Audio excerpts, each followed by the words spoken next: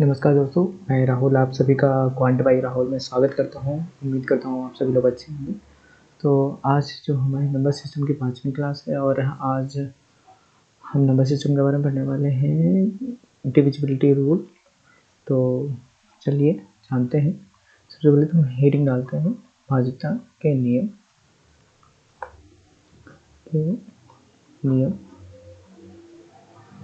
जिसे कि हम डिविजिबिलिटी रूल कहते हैं। डिविजिबिलिटी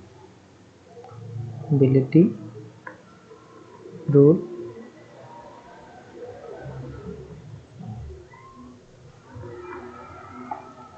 क्या होता है डिविजिबिलिटी। तो जैसे सपोज मैंने 9 को 2 से डिवाइड किया तो यह कटा क्या, नहीं कटा। उसके बाद हमने 9 को 3 से डिवाइड किया तो ये पूर्णतः कट गया और 3 आया। तो यही हमारा डिविजिबिलिटी है कि इस संख्या को पूर्णतः कटना। तो सपोज मैंने 15 लिया और 15 को मैंने 3 से भाग किया और तो क्या आया 5। अब हम 15 को ये भी लिख सकते हैं ना कि 15 बराबर 5 इंटू 3। तो 5 एक ऐसी संख्या है जिसको 3 से मल्टीप्लाई करने पर 15 आया। तो इस प्रकार अगर हमने 16 को 2 से डिवाइड किया तो अब हमें एक ऐसी संख्या ढूंढने चले गए जिसको 2 से मल्टीप्लाई करने पर 16 आ जाए। तो 8 एक ऐसी संख्या होगी जिसको 2 से मल्टीप्लाई करने पर 16 आ जाएगा। तो बात अब जब जीरो की आई,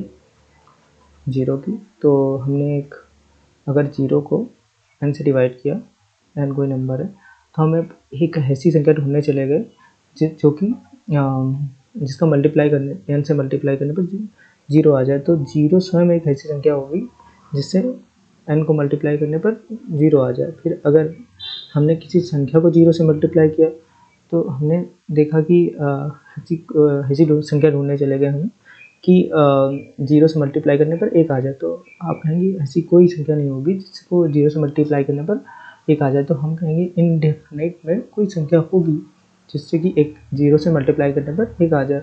अब बात जब जीरो को जीरो से डिवाइड करने की आई तो हम एक ऐसी संख्या ढूंढने चले गए जब जिसको जीरो से मल्टीप्लाई करने पर जीरो आ जाए। तो आप कहेंगे ऐसी तो बहुत सारी संख्याएं, 1 2 3 डॉट डॉट कितनी भी संख्याएं ले सकते हैं हम जिसको जीरो से मल्टीप्लाई करने पर जीरो आ जाए। तो इसे हम इनडिटरमिनेंट कहेंगे। इनडिटरमिनेंट मतलब परिभाषित नहीं किया जा सकता, परिभाषित नहीं किया जा सकता है। तो इन जो तीनों स्टेटमेंट का कंक्लूजन हमारे पास निकल के आया वो ये निकल के आया कि zero is divisible by all number except 0, but no number divisible by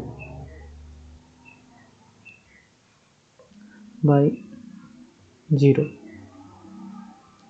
तो हिंदी में इसे हम क्या लिखेंगे कि शून्य सभी संख्याओं द्वारा विभाज्य है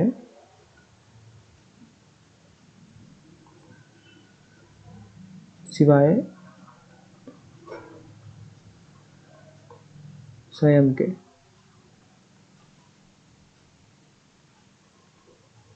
लेकिन कोई भी संख्या जीरो से विभाज्य नहीं है।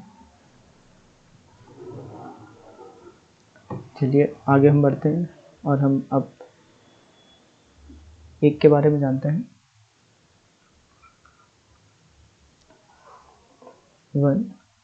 तो आपने देखा कि अगर हम एक को किसी भी संख्या से डिवाइड करते हैं, 1 2 3 डॉट डॉट डॉट डॉट, तो आपने देखा कि अब एक से तो कट जा रहा है बट बाकी संख्याओं द्वारा नहीं कट रहा है। और सेकेंड, ये तो फर्स्ट केस हो गया। एंड सेकेंड केस में हम देखते हैं कि अगर किसी संख्या को 1 2 3 4 5 को अगर 1 से डिवाइड किया जा रहा तो सारी संख्याएं 1 से कट जा रही। तो इन संख्याओं का कंक्लूजन क्या निकल के आया, 1 इज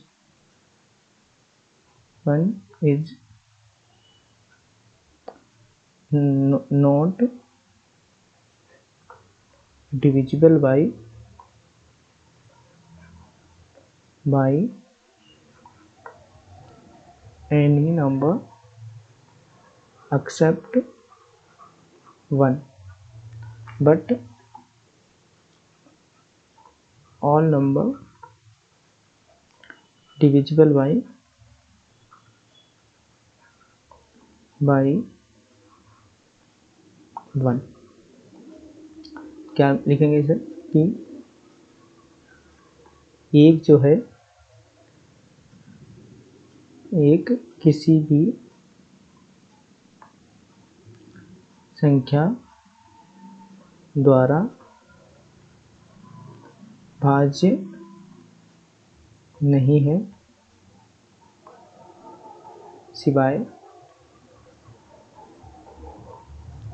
एक के।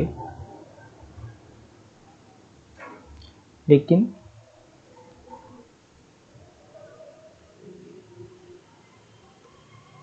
सारी संख्याएं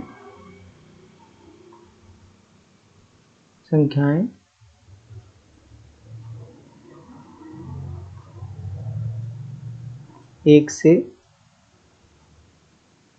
भाज्य हैं।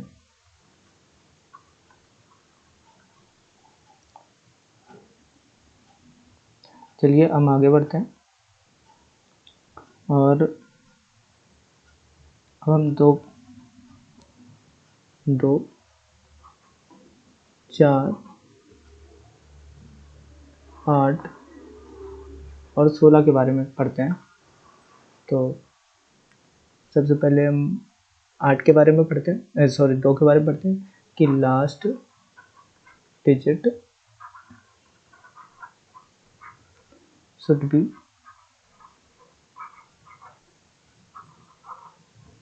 divisible by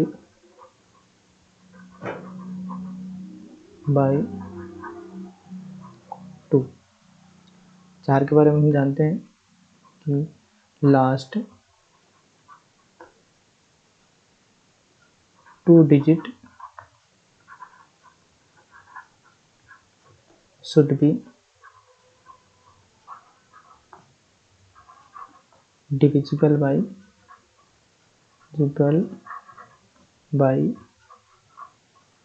4। उसके बाद हम 8 के बारे में जानते हैं कि लास्ट 3 डिजिट should be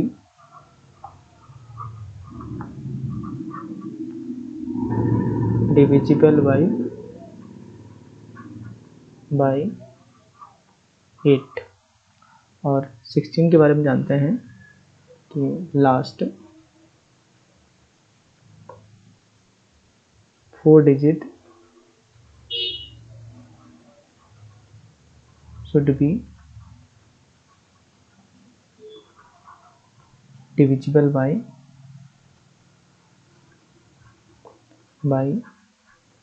16। तो क्या जाना, अगर कोई संख्या 2 से कटती है तो लास्ट के 2 डिजिट लास्ट का डिजिट 2 से कटना चाहिए। 4 के बारे में जाना कि लास्ट के 2 अंक जो है 4 से कटने चाहिए। और 8 के बारे में जाना कि लास्ट के 3 अंक 8 से कटने चाहिए, तो वह संख्या 8 से कटेगी। अगर लास्ट के 4 अंक 16 से कट जाते हैं तो वह संख्या 16 से कटेगी। अब हम जानते हैं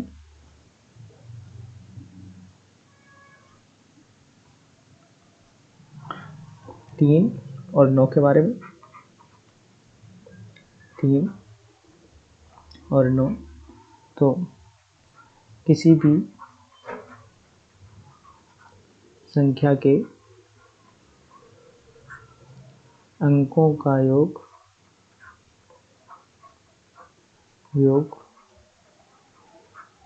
अगर 3 से कट जाता है तो वह संख्या 3 से कटेगी।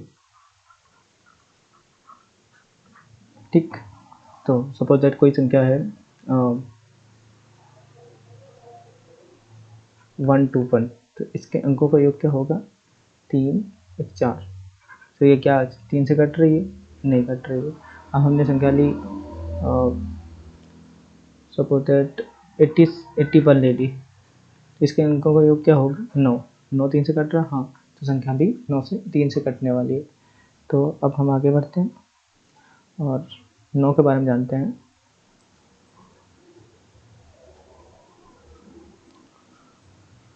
9 के बारे में, किसी भी संख्या के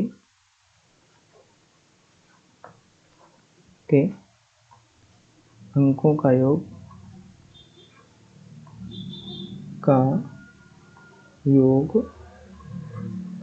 अगर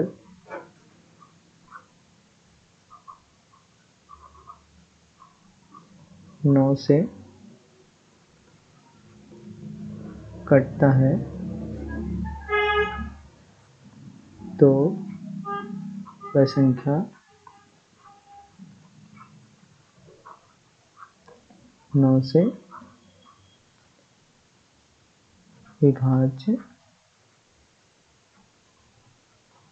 होगी। तो अगर हमने कोई नंबर ले लिया, सपोज दैट हमने नंबर लिया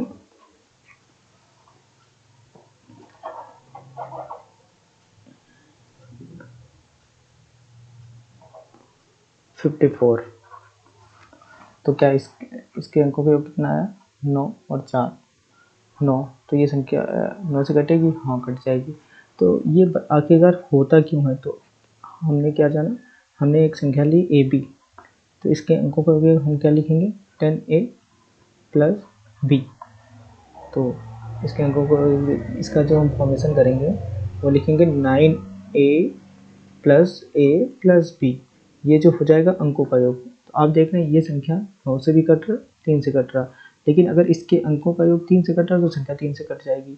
अगर अंकों का योग 9 से कट रहा तो संख्या भी 9 से कट जाएगी।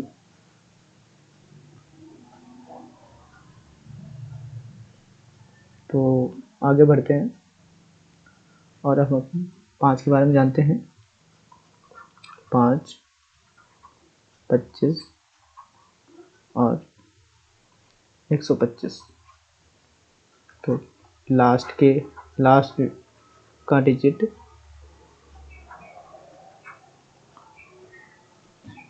अगर 5 से कट रहा, 5 से कट रहा तो संख्या 5 से कटेगी। अगर लास्ट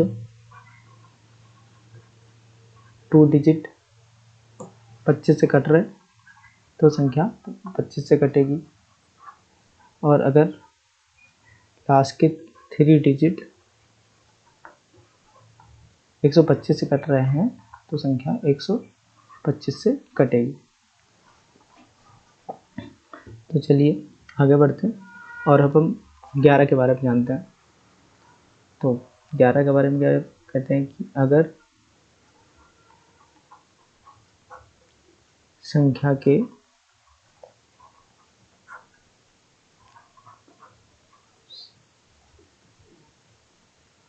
सम स्थानों का योग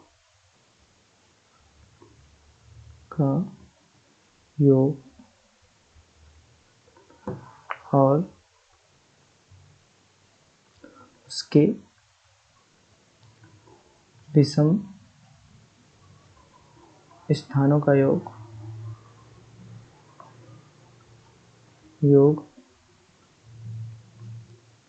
का डिफरेंस अगर 0 या फिर 11 का मल्टीपल आता है तो वह संख्या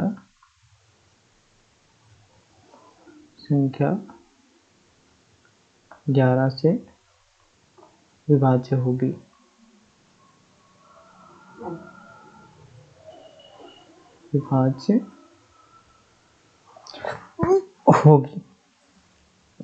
तो चलिए अभी हमने 11 के बारे में जाना, तो एग्जाम्पल के लिए हम जानते हैं कि अगर हमने एग्जाम्पल लिया 1331, तो इसके जो सम स्थानों का योग क्या होगा, 3 1 4 और 3 1 4, इनका डिफरेंस कितना आ जाएगा, 4 - 4। आप सभी को पता है 4 - 4 0, 11 से विभाज्य है, तो संख्या भी 11 से विभाज्य होगी।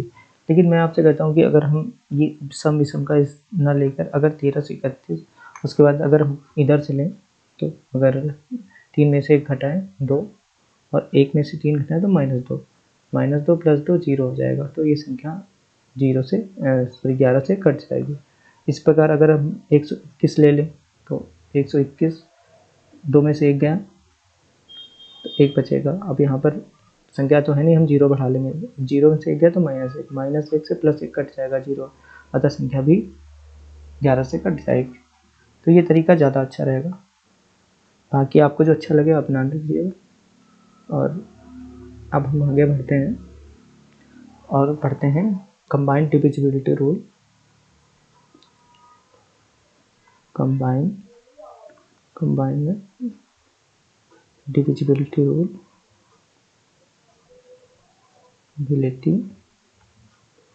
रूल ऑफ 7, 13 और 13। तो क्या होता है, तो ये होता है कि किसी भी संख्या के 3 पेयर का डिफरेंस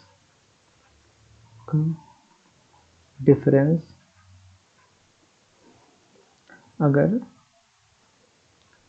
7, 11, 13 से भाज्य है तो वह संख्या भी 13 से 7, 11, 13 से भाज्य होगी। तो मैंने कहा कि अगर कोई संख्या हम लेते हैं 3, 6, 5, 8, 5, 7, तो अगर हमने इसमें ये घटाया 3 के पैर लिया और इसमें ये घटाया तो 7 में 5 गए, 2 बचा, और उसके बाद 5 में 6 जगह नहीं, इसमें हासिल गया 15 में 6 गए तो 9 बचा, और 7 में 3 गए 4, 492। अब डिफरेंस जो आया हमारा 492 आया, तो 492 को 7 से 7 से कट रहा है, नहीं कट रहा, तो संख्या भी 7 से नहीं कटेगी। उसके बाद 11, फिर 44 और कितना बचा 5, 52, यानी ये 11 से नहीं कट रहा तो संख्या भी 11 से नहीं कटेगी। उसके बाद 13 से भाग गया तो 13, 43, 10, 102, ये भी 13 से भी नहीं कट रहा तो संख्या भी 13 से नहीं कटेगा।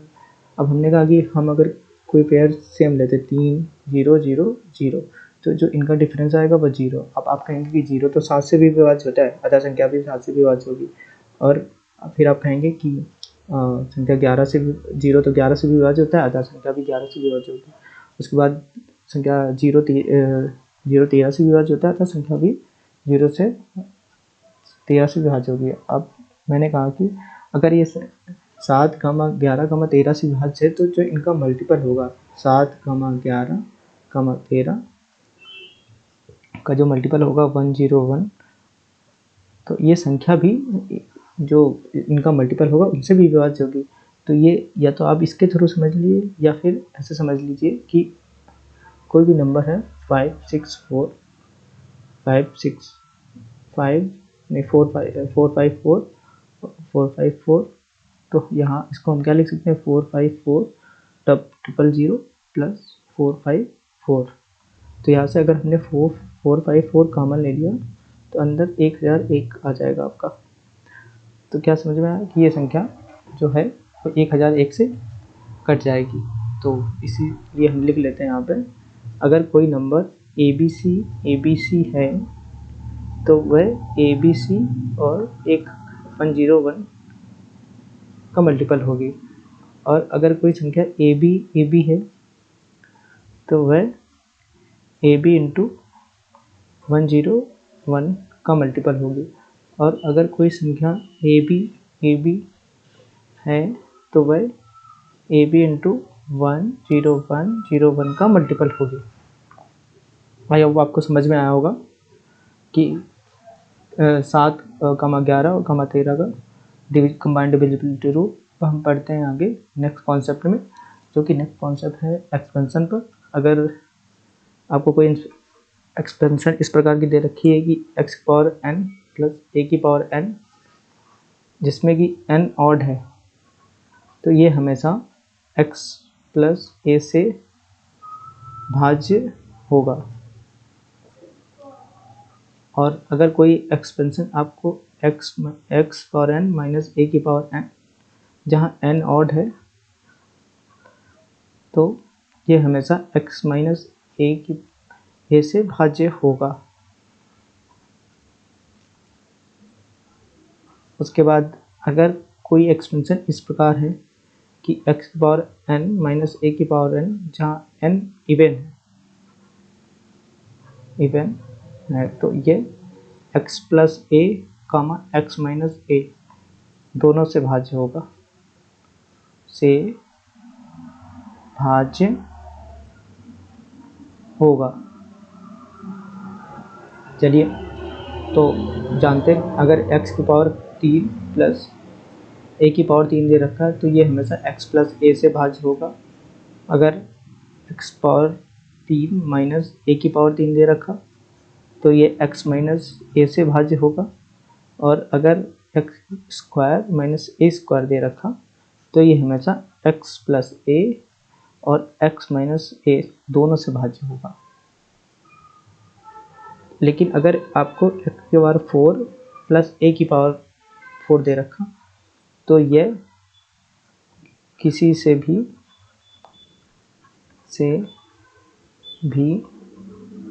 भाज्य नहीं होगा।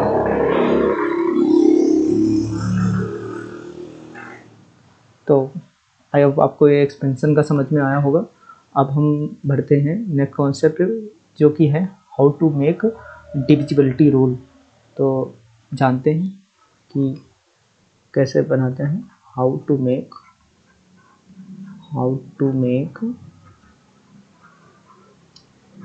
Divisibility rule of prime number. तो कैसे बनाते हैं जानते हैं कि सपोज दैट मैंने कोई नंबर लिया 19, तो 19 को हम लिख सकते हैं 9x प्लस 1। अब हम x की ऐसी कौन सी वैल्यू लें कि ये 19 से कट जाए। तो आप कहेंगे कि सबसे करीब की वैल्यू 1 लेते हैं, तो 9 1 10 नहीं कटेगा। फिर उसके बाद 2 लिया हमने, तो 2 लिया जब तो 18 और 1 19 आ गया, जो कि 19 से विभाज्य। तो आप कहेंगे जो इसका नियम बन के निकलेगा कि जो लास्ट डिजिट में 2 का गुणा करके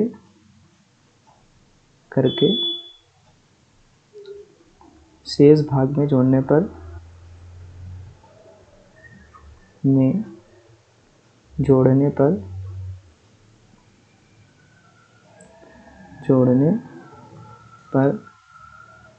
अगर संख्या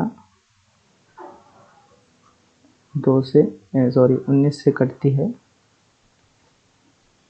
है तो वह संख्या 19 से भाज्य होगी।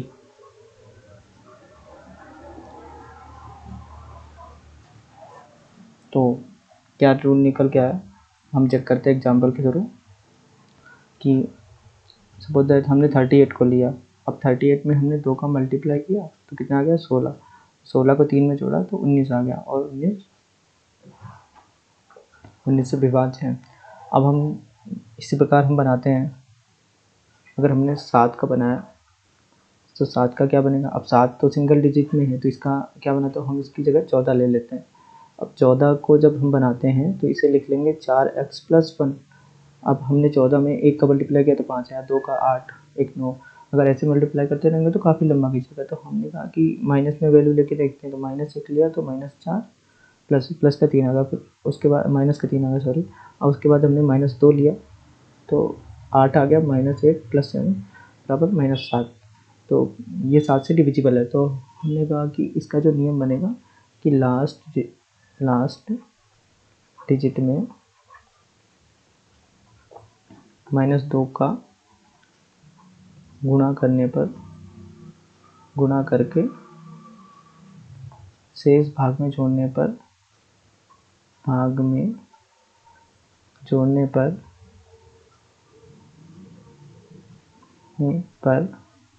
अगर वह संख्या 7 से कटती है तो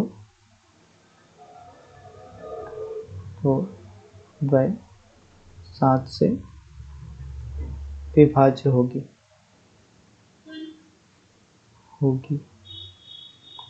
ओके, तो इसी प्रकार से हम दूसरी भी प्राइम नंबर के वो डिविजिबिलिटी रूल बना सकते हैं। जैसे कि अगर हमें 29 का बनाना है तो 29 का हम कैसे बनाएंगे, 9x + 2। अब हम ऐसी संख्या किस संख्या से मल्टीप्लाई करें कि 29 आ जाए। तो यहाँ पर हम देखते हैं, 2 से किया तो 18 नहीं 20 ही आया, 3 से किया 9 × 27 2 से, अतः हम इसमें 3 का मल्टीप्लाई करेंगे तो क्या निकल के आ जाएगा, 9 × 27 + 2 बराबर 29। तो अगर 29 का चेक करना है तो ये निकल के आएगा कि किसी भी संख्या को अगर 29 से भाज्य चेक करने में लास्ट डिजिट में 3 का मल्टीप्लाई करके शेष भाग में जोड़ने पर अगर वह संख्या 29 से विभाज्य होती है तो वह संख्या 29 से विभाज्य होगी। इस प्रकार से आप बाकी सारी टाइम नंबर के वही बना सकते हैं। आज की क्लास यहीं पे ख़त्म करते हैं, और कल हम इन जो भी डिविजिबिलिटी रूल से प्रीवियस ईयर या हाल फिलहाल में आए क्वेश्चन हैं उनको हम उनकी प्रैक्टिस करेंगे। फिर नेक्स्ट हम आगे बढ़ेंगे दूसरी क्लास के लिए। अगर आपको ये वीडियो पसंद आया हो तो लाइक कीजिएगा और मेरे चैनल को सब्सक्राइब कीजिएगा। Thank you.